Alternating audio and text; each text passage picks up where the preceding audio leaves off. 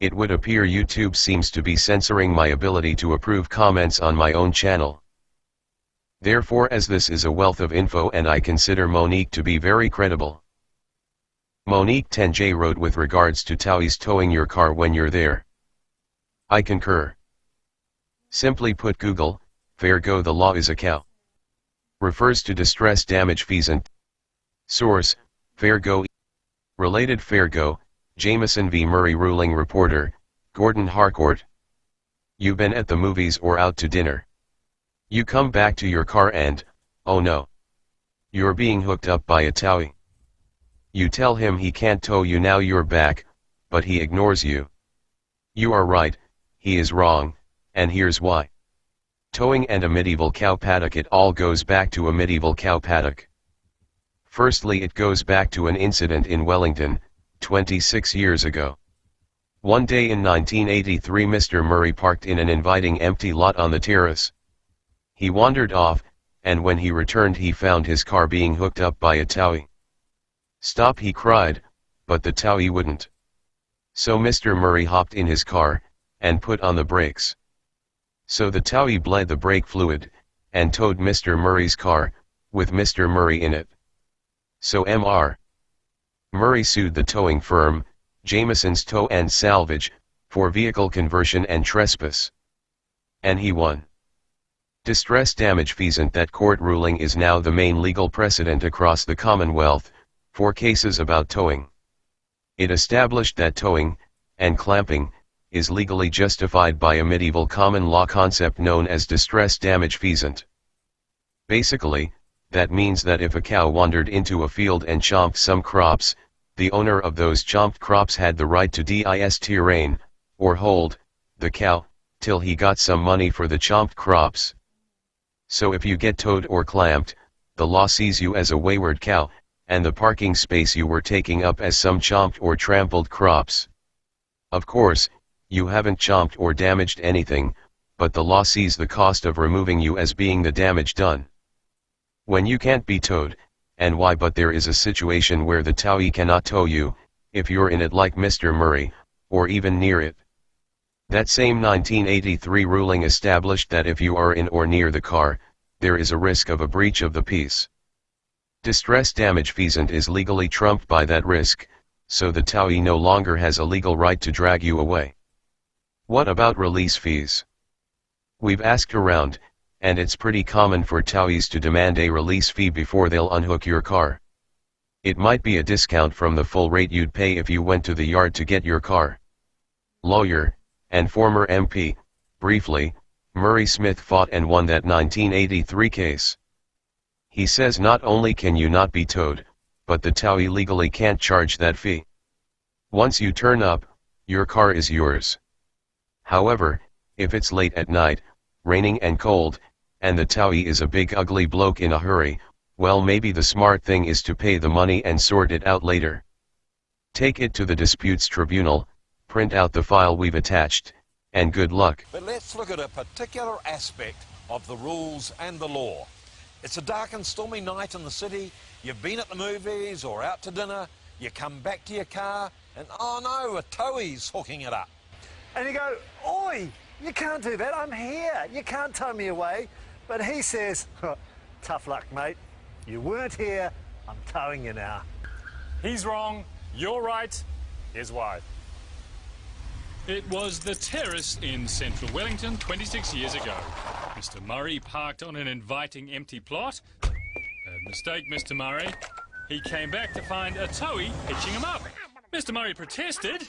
He got in his car and he put on the brakes, but the towie bled the brake fluid and towed the car with Mr. Murray inside. Mr. Murray took Jamieson's Tow and Salvage to court for trespass and vehicle conversion, and he won.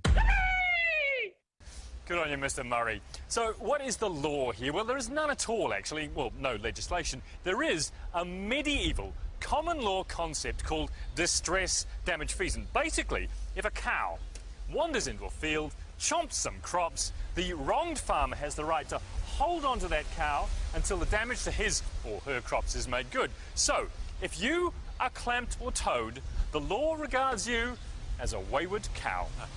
But if you are in or by your car, then there's a risk of a breach of the peace, and that blows distress damaged Feasant out of the water. Lawyer and former MP Murray Smith fought and won that case 26 years ago. You are entitled to move the vehicle yourself. They have to stop what they're doing and allow you to do that. What about if the towee argues that you should pay a release fee? No, can't do that. He can sue for it, but he cannot demand that be paid before he releases the vehicle. He has no right to hold on to the vehicle as soon as you arrive and are in ability to move the vehicle yourself. Little Alicia Santos obviously didn't know that, nor did her mum, when she had a brush with a towee. Late one wintry night in June, heavily pregnant Andreva was waiting in the car in her pyjamas, while husband Isaias, a lift technician, was rescuing 5 people trapped in a lift. And yes, he parked the work car in a tow-away zone. Andreva says she found out the towee had arrived when the car started moving. I saw the car moving. I said, what's happened? And I opened the door. I said to him, hey, what are you doing? He's a very rude guy. I don't like his attitude. And I asked to him, can I move the car? No, you can.